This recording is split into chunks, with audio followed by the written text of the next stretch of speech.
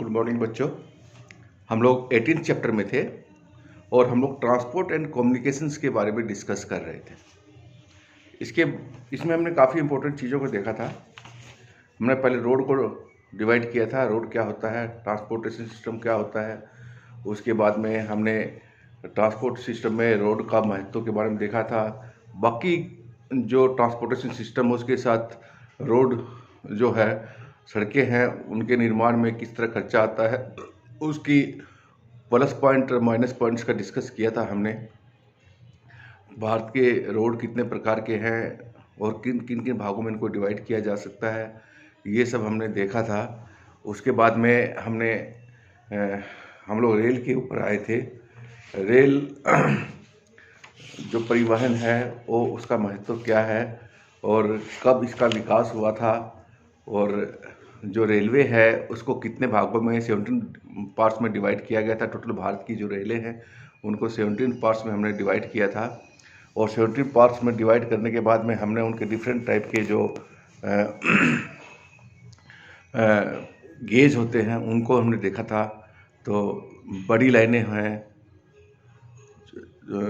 मध्यम लाइन है, छोटी लाइन है, मेट्रो लाइन है, इनके बीच में कितनी दूरियां होती है, जो गेज होती है उसमें कितनी दूरियां होती है, इसके बारे में हमने देखा था। और इसमें काफ़ी जीके के भी क्वेश्चन तैयार होते हैं आपके, और मैं होप करता हूं कि आपको ये सब याद हो गया होगा। और जब मैं ऑनलाइन क्लास लूँगा तब आप लोगों से पूछूंगा कि इनके बीच की दूरियां कितनी होती हैं, गेज में कितना डिफरेंस होता है, कितने मिलीमीटर होता है। कुछ बच्चे ऐसे हैं जो मिलीमीटर को मीटर बोलेंगे और कुछ फुट बोलेंगे, कुछ ऐसे बोलेंगे। तो इनके डेटा अच्छी तरह याद करना बेटा आप। और रेल परिवहन के और रोड ट्रांसपोर्ट के जो लेक्चर है उसके डेटा वगैरह तैयार करके अपनी अच्छी तरह तैयारी कर लेना। आज हम लोग इसके नेक्स्ट पॉइंट पे हम लोग चल रहे हैं। आज हम लोग जल परिवहन के बारे में देखते हैं। जल परिवहन क्या होता है और इसका विकास कब हुआ था और इसकी लाइनें कहाँ कहाँ तक बिछी हुई हैं, ये सब हम लोग देखेंगे। और इसके भी डेटा ऐसे ही हैं। और जल परिवहन कितने प्रकार का होता है इसके बारे में हम लोग देखेंगे। मैं थोड़ा थोड़ा चैप्टर ले रहा हूँ ताकि आप अच्छी तरह इसको याद कर सको और आप लोगों को याद करने में कोई कठिनाई नहीं हो, और आप लोग बाकी पढ़ाई जो है उसके साथ इस पढ़ाई को भी जारी रख सको, इसलिए मैं इस ढंग से इसको ले रहा हूँ। जैसा कि जल परिवहन के बारे में आपको पता है कि जल परिवहन पुराने ज़माने से, अंग्रेज़ों के टाइम से ही काफ़ी हमारे देश में और विदेशों में काफ़ी प्रचलित था। और इसके शुरू में जो हमारे यहाँ अंग्रेज आए थे, इसी के द्वारा आए थे, और इनके द्वारा ही इसके कई देशों की खोज की गई थी। और उसके बाद में जल परिवहन का विकास जो है वो ठंडा पड़ गया था, और उसका वायु परिवहन ने अपना स्थान ले लिया था, क्योंकि ये एक्सपेंसिव है, हर एक जगह संभव नहीं है। इसकी वजह से वायु परिवहन इसका समाधान कर दिया था। तो आज हम लोग जल परिवहन को हम देखते हुए कुछ चीज़ों का अध्ययन करेंगे। इसका मैप भी है जो आपके बुक में अच्छा दिया हुआ है, उसको मैप को भी अच्छी तरह देख लेना। तो भारत में जलमार्ग जो है वो यात्रियों को और माल के परिवहन के लिए एक महत्वपूर्ण साधन है। भारी और कम मूल्य के पदार्थों की ढुलाई के लिए जलमार्ग सबसे सस्ते और उपयुक्त साधन माने जाते हैं। जल परिवहन में ईंधन की खपत कम होती है और पर्यावरण प्रदूषण न के बराबर के होता है। जो प्रदूषण है बहुत ही कम होता है इसमें, इसलिए यह परिस्थितिक अनुकूल इको फ्रेंडली परिवहन कह सकते हैं इसको हम लोग। जल परिवहन दो प्रकार का होता है। पहला है इनलैंड वाटरवेज और दूसरा है ओशियनिक वाटरवेज। एक तो देश के अंदर में है और एक देश के बाहर जो विदेशों से हमें जोड़ता है, तो उसको हम लोग दो भागों में डिवाइड कर सकते हैं।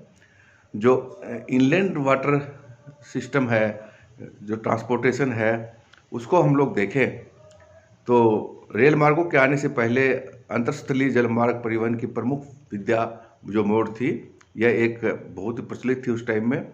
रेल एवं सड़क परिवहन के विकास के साथ साथ जलमार्गों का काफ़ी महत्व कम हो गया है। इसके अतिरिक्त नदियों के जल की सिंचाई हेतु बांट देने के कारण इसके अनेक भागों में अनेक जगह नौका चालकों के योग्य नहीं रही है, क्योंकि बांध वगैरह बना दिए गए हैं वहाँ पर। वर्तमान में भारत में 14,500 किलोमीटर लंबे नौकायान योग्य जलमार्ग है, जहाँ के नौकाएं चलाई जाती हैं और लोगों को एक स्थान से दूसरे स्थान पहुँचाने में ये हेल्पफुल होते हैं, जिनका निर्माण नदियों, नहरों, समुद्र, जलपृष्ठ, बैकवाटर्स, झीलें एवं क्रीक्स इत्यादि से होता है। ये देश के परिवहन में लगभग 1% ही योगदान दे पाते हैं। 99% दूसरी चीज़ें हैं जो योगदान देती हैं, लेकिन ये सिर्फ 1% ही अपना योगदान दे पाती हैं। ये देश के परिवहन में लगभग 1% योगदान देती हैं। प्रमुख नदियों का 3700 किलोमीटर लंबा जलमार्ग चपटे तले वाली यंत्र चलित नौकाओं को चलाने योग्य है, किंतु इसमें केवल 2000 किलोमीटर मार्ग का वास्तविक उपयोग होता है। इसी प्रकार 4300 किलोमीटर लंबी नावें नहरी जो नेविगेशन सिस्टम है, कैनाल सिस्टम है, का केवल 900 किलोमीटर की संचालित नौकाओं का द्वारा इसका योग्य है, अदरवाइज इसकी योग्य नहीं है। परंतु केवल 33.5 किलोमीटर नहर मार्ग पर ही नावें चलाई जाती हैं। वर्तमान में आंतरिक जल परिवहन द्वारा 440 टन माल की ढुलाई की जाती है प्रति वर्ष, जो हम लोग देखते हैं। ये डेटा प्रति वर्ष के हैं। भारत के जलीय जलमार्ग को हम लोग देखें तो देश में अंतरस्थलीय जलमार्गों का एक परिवहन की उन्नति तथा राष्ट्रीय जलमार्गों के विकास रख रखाव नियमन हेतु 1986 में अंतरस्थलीय जलमार्ग प्राधिकरण स्थापित किया गया था। इसी प्राधिकरण ने 5 अंतरस्थलीय जलमार्गों को राष्ट्रीय जलमार्ग घोषित किया गया था। ये आपके जो बुक है उसमें आपका वो फोटो दिया हुआ है, उसमें मैप दिया हुआ है, उसको आप लोग देख लें। अंतरस्थलीय जो जलमार्ग है, प्राधिकरण ने 10 अन्य जलमार्गों की पहचान की है, जिनके बाद में अपग्रेडेशन किया जा सकेगा। अभी इसका अपग्रेडेशन हुआ नहीं है, उसका बाद में अपग्रेडेशन किया जा सकेगा। देश के अंतरस्थलीय जलमार्गों में केरल के पश्चिम जो कडल का स्थान है, वहाँ से इसका ज़्यादा माना गया है। यह न केवल परिवहन का सस्ता साधन उपलब्ध है, बल्कि भारी संख्या में देशी विदेशी पर्यटकों को भी आकर्षक का केंद्र बनाता है। बल्कि हम लोग ये भी देखेंगे यहाँ की नेहरू ट्रॉफी नौका दौड़ भी इसी जल में करी जाती है, जो कि जलमार्ग में जो कंपटीशन कराया जाता है नौकायान का, वो इसी जल में करवाई जाती है। भारत के राष्ट्रीय जलमार्ग उसको हम लोग देखें तो राष्ट्रीय जलमार्ग जो इलाहाबाद हल्दिया के बीच में है, यह 1620 किलोमीटर लंबा है। ये हम लोग इसकी घोषणा 27/10/1986 में की गई थी। दूसरा जो जलमार्ग है वो सदिया धुबरी विस्तार योजना है। इसकी लंबाई लगभग 891 किलोमीटर है। ब्रह्मपुत्र नदी स्टीमर द्वारा डिब्रूगढ़ के पास इसका विकास किया गया है, तो नौकायान योग्य है, जिनका भारत बांग्लादेश साझेदारी में प्रयोग में किया जाता है। अगर तीसरा हम लोग देखें तो यह कोट्टापुरम कोलम विस्तार योजना है। इसकी लंबाई लगभग 205 किलोमीटर है। इसके अंतर्गत पश्चिमी तट नहर 168 किलोमीटर के साथ चंपाकारा 23 किलोमीटर तथा उद्योग मंडल 14 किलोमीटर नहरें आती हैं, जो कि इसके विकास में सहायक होती हैं। ये तीसरी जो योजना थी उसके बारे में हम लोग डिस्कस कर रहे थे। जो चौथा है राष्ट्रीय जलमार्ग, इसमें कोकिनाडा से पांडुचेरी की नहर के बीच में होता है। यह लगभग 1095 किलोमीटर इसकी लंबाई है। इस नहर में गोदावरी, कृष्णा, कावेरी को जोड़ा जाता है और ये ट्रांसपोर्टेशन सिस्टम में काम आता है। जो पांचवा जो राष्ट्रीय जलमार्ग है वो है ब्रह्मणी नदी से संलग्न पूर्वी तट पर है। इसकी लंबाई लगभग 623 किलोमीटर है। यह राष्ट्रीय जलमार्ग उड़ीसा और पश्चिम बंगाल में विस्तारित किया गया है। जो छठा और लास्ट जलमार्ग है यह बराक नदी में लखीमपुर से मंगा तक है और असम में विकसित किया जाने वाला यह जलमार्ग हल्दिया तथा कोलकाता बंदरगाह को जोड़ता है और इसकी लंबाई लगभग 121 किलोमीटर है। ये जो जलमार्ग हैं ये काफ़ी इम्पोर्टेंट है और हमारे देश में अंतरस्थलीय जो जलमार्ग है उसमें काफ़ी विकास किया गया है और इसमें काफ़ी मात्रा में जो हमारी पॉपुलेशन है इसमें ट्रेवल करती है। बहुत ही सस्ता है, खास करके माल ढुलाई के लिए बहुत ही सस्ता है। जो सस्ता माल है इसी में ढोया जाता है। और आपकी बुक में सभी नदियाँ वगैरह दी हुई हैं, जो कि 339 पेज के ऊपर दी हुई हैं। और इसके बाद में जो दूसरा जलमार्ग है वो है महासागरीय जलमार्ग। इसको हम लोग देखें तो द्वीपों को मिलाकर भारत की तटरेखा जो 7,516 किलोमीटर की लंबी है और 20 लाख वर्ग किलोमीटर से ज़्यादा समुद्री आर्थिक क्षेत्र, इकोनॉमिक जोन जो है हमारा, उसमें है ये। इस विशाल तटीय भाग में अगर हम लोग परिवहन के साधन नौ परिवहन हैं इसमें। देश की संपूर्ण तटरेखा पर 12 प्रमुख पतन और 200 लघु और मध्यम पतन है। पतन मीन्स है बंदरगाह, उनको वो हैं यहाँ पर, और ये देश के प्रमुख भागों में है। आयतन की दृष्टि से लगभग 95% तथा मूल्य की दृष्टि से 70% विदेशी व्यापार